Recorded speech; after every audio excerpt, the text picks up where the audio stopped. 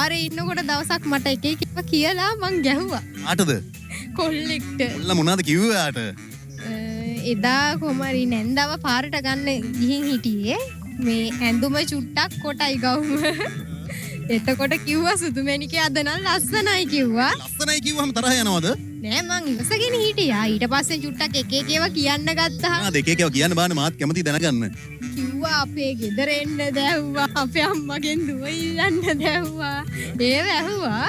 ඉතින් ඒකට සද්ද නැතුව මං අපේ අක්කත් එක්ක ගියේ. එතකොට අක්කට කිව්වා ඉවසන්න සද්ද නැතුව ඉන්න. මොකද මට වඩා අක්කට කේන්ති යනවා. ඊට පස්සේ ත්‍රිවිල් එකක් ආවා. එයා ඒකේ නැගලා ගියා.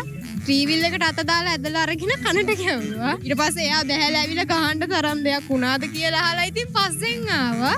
ඊට පස්සේ අක්කා තමයි මැද්දට පැනලා මේ බේරගත්තේ නැත්තම් මාව වෙවුලලා ආපහු හොස්පිටල් එක්ක අයියා. එයා වගේම.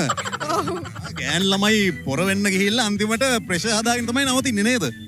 එහෙමත් තියෙනවා හැමෝටම එහෙම නෑ ඉතින්. අපේ අක්කට එහෙම නෑ. මට චුට්ටක් තියෙනවා. ඊට පස්සේ දැන් ගහලා ඒ ළමයා ආව පස්සෙන් ඊට පස්සේ කොහොමද විසඳගත්තේ? ඊට පස්සේ ඉතින් එයා මාත් එක්ක කතා කරන්න නැතුව හිටියා.